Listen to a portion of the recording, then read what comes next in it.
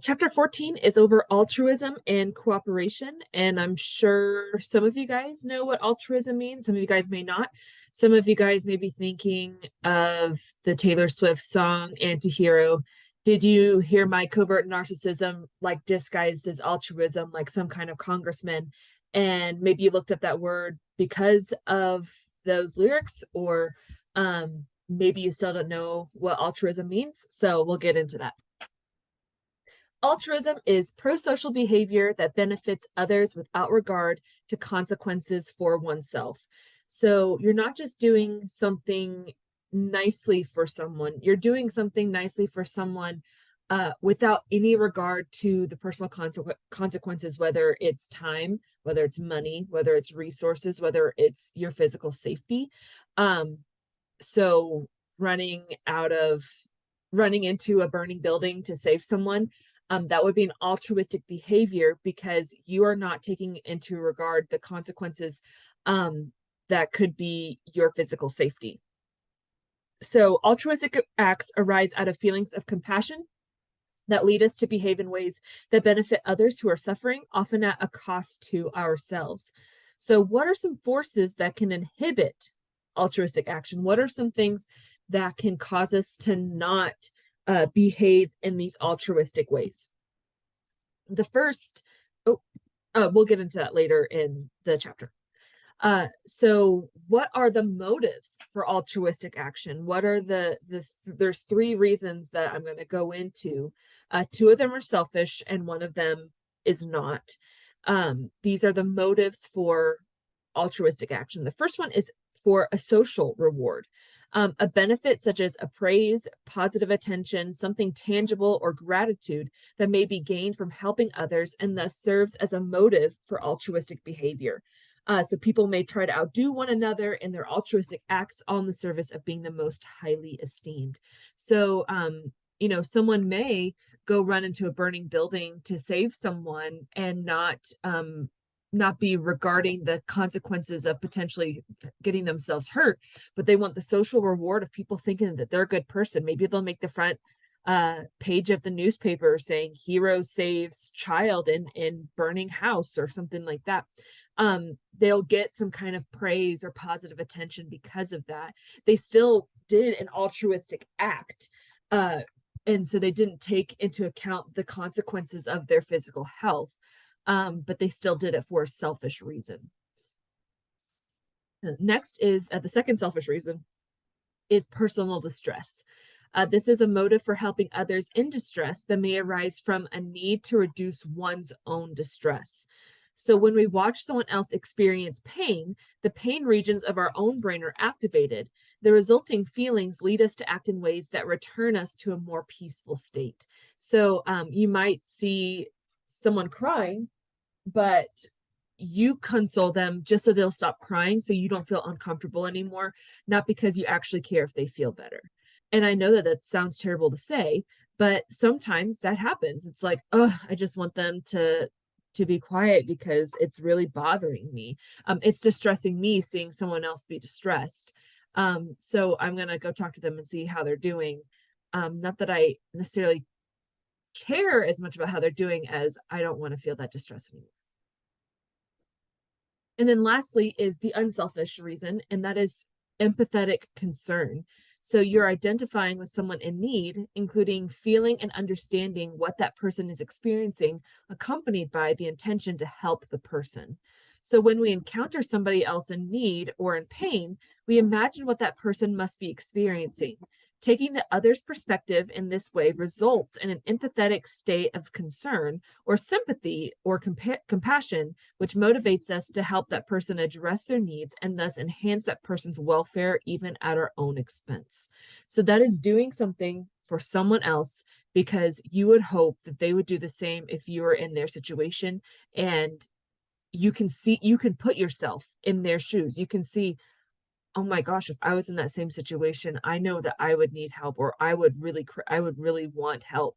So I'm going to help them out, even if that takes away my time, even if that takes away my money, even if that takes away some kind of safety, even if that takes away some kind of other resource or opportunity or whatever. I'm going to help them out because that's what I should do. And then lastly, volunteerism can kind of fall under all three motives for altruism, except you're not expecting any kind of compensation. So volunteerism is assistance a person regularly provides to another person or group with no expectation of compensation. So you're not expecting to get paid. Volunteerism has many motives, including a desire for social rewards. If you talk about, yeah, I volunteer at the local homeless shelter, or I went and helped after the hurricane, did the hurricane relief stuff, people are probably going to think that you're a good person, and it's kind of going to give you a social bump.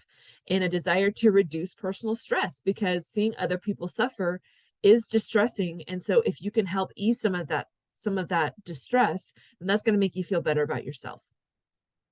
People will undergo a great deal of suffering to contribute in charitable ways when such acts provide them with a sense of purpose. There's a few situational determinants of altruism. When I mentioned back on, I think on the second slide, what are some things that inhibit altruistic acts or altruistic behavior?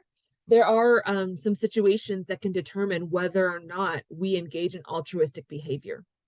So the first is the presence of other people, and that is by what we call the bystander intervention or the bystander effect. This is assistance given by a witness to someone in need. So people are less likely to help when other people are around.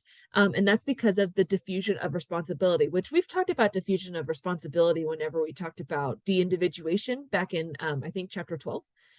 So diffusion of responsibility is a reduction of the sense of urgency to help someone in an emergency or dangerous situation based on the assumption that others who are present will help. Because people tend to assume that, maybe you see someone that got hit by a car and in the parking lot, and you see that there are 20 other people that saw it. Well, you might just go walk your happy little behind into the store because you think there's someone else that saw this that is more qualified to help them than I am. I'm not a nurse, I'm not a doctor. Maybe someone in that crowd is, maybe someone knows how to handle a traumatic situation, but that's not me. So I'm just going to keep on going. However, if you are in a parking lot and you were the only person there, you're the only person that saw this accident and someone got hit, well, then there is no diffusion of responsibility. The responsibility is on you to help that person. So you are much more likely to go help them when you're the only person, or there's, not many people. But when there's other people around, that responsibility diffuses and you think, I'm not the most qualified, so I'm just going to keep going. So that is one way that altruistic behavior can be inhibited. Next is victim characterization. So people are most likely to help when the harm to the victim is clear and the need is unambiguous. So if someone is just crying on the side of the road, well, you're not going to know what they're crying about. So the harm to the victim is not clear. You're not seeing any blood, you're not seeing any broken bones, nothing like that. And the need is unambiguous. They're not saying what they need. Well, then you're like, okay, I'll just leave you be. But if someone is on the side of the road and they're all bruised up and bleeding and they're screaming, help me, I'm hurt. Well, the harm is clear and the need is not unambiguous. It's not ambiguous. So you know exactly what needs to happen. Also, people are more likely to help others who are similar to them, including those from their own racial or ethnic groups or similar social class background. And why do you think that is? I think that is because it's much easier to put yourself in their shoes and to visualize yourself as the victim, and be like, oh my gosh, this person needs my help because that could have been me. How does evolution support altruism? Because if evolution is survival of the fittest, how does doing something for someone without any regards to the personal consequences, that seems to kind of clash with the idea of evolution? Because if it's survival of the fittest, then someone who isn't the fittest, then if they're in any kind of harm, then they either need to figure it out themselves and survive, or don't, and don't survive. So if you're doing something for someone else, regardless of the consequences for yourself, well, that's not really helping your evolutionary, um, that's not very helping you in an evolutionary way. It's not making it more likely for you to produce offspring and on down the line. So I'm going to talk about how evolution can support altruism. So natural selection favors behaviors that increase the likelihood of survival and reproduction. And so altruistic behavior is costly because you're not regarding your own personal consequences. So how do we account for altruistic behavior? And there's two ways I'm going to talk about. The first one is through kin selection. So this is an evolutionary strategy that favors the reproductive success of one's genetic relatives, even at a cost to one's own survival and reproduction. So maybe you give a kidney to your sister or your brother or to a close family member. You're much more likely to do that because you love them. You're much more likely to do that for a family member than for a stranger or even an acquaintance. And evolution would say it's because you've got this, because the genes that you guys both carry would still then have a good chance of going down the line, producing offspring and so on. So even if it's at a cost to your own survival and your own reproduction, helping to carry on your family's genetics by by engaging in altruistic behavior towards a genetic relative still supports evolution. Then reciprocal altruism is helping others with the expectation that they will probably return the favor in the future. So this is especially talking about non-familial relationships. So cooperation among non-kin provides many benefits that increase the chances of survival and reproduction for all parties. So, excuse me. So if both parties kind of, I scratch your back, you scratch mine, you guys are both kind of looking out for each other. That reduces competition, that increases good, so pro-social engagement between the two parties, and that increases the likelihoods that both parties will survive and produce offspring. So that's how evolution and altruism can play hand in hand, and they're not necessarily contradictory of one another.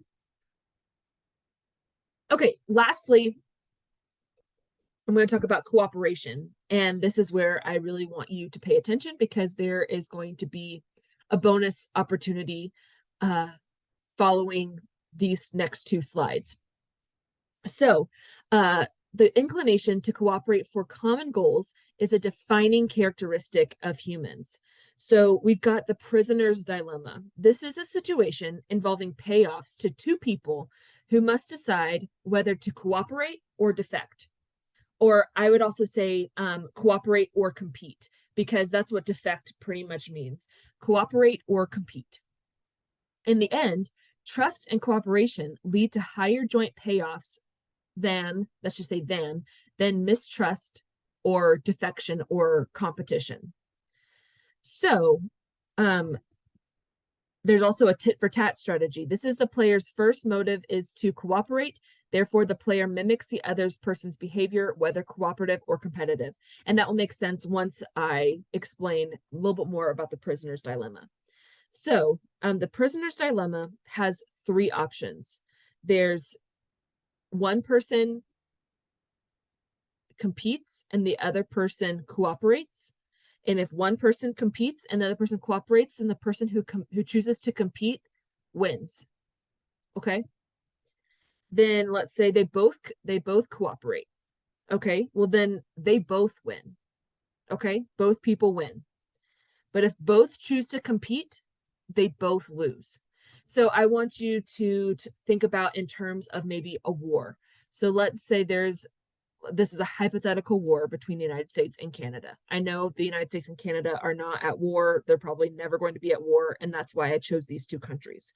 So the United States and Canada, let's say they're both at war, and it's just not going well for either side. So the United States wants a ceasefire. Okay. They don't want to fight anymore. So they are choosing to cooperate. But Canada chooses to compete anyway, and they do a sneak attack or a bombing or whatever. Well, then Canada is going to win by the loss of the United States with, more military loss, more land loss, whatever it is, more lives lost. Canada will win. Okay. If they both choose to cooperate, they both win by gaining trust and by not losing more money, not losing more lives, not losing more resources. They both win because they're not losing anymore. And they've gained that trust that we will both do a ceasefire. Okay. So they both cooperated. They're both going to be winners. Okay. And then lastly, they both cooperate. They both start bombing each other. They both start fighting. Well, then they're both losing because they're both losing resources. They're both losing people. They're both losing land. They're both losing, money, whatever it is. They're both losing. Okay. So I hope that paints a picture for what that means, that if one person cooperates and one person competes, the competitor wins. They both compete. They both lose. They both cooperate. They both win. Okay. So in the tit for tat strategy, the player's first move is cooperative. So let's say the United States says, you know what, we want to cooperate with you. Thereafter, the other player, Canada, mimics the other person's behavior, whether cooperative or competitive. Okay. So they're just going to say, whatever you do, I'm going to do. So you cooperate, I'm going to cooperate. You compete, I'm going to compete. Okay. So going back to the prisoner's dilemma, here is your bonus opportunity. You need to email me by Sunday at 11:59 p.m. You have to email me whether you want to cooperate or to compete. Okay. There's a total of 10 points tacked on to your finals grade.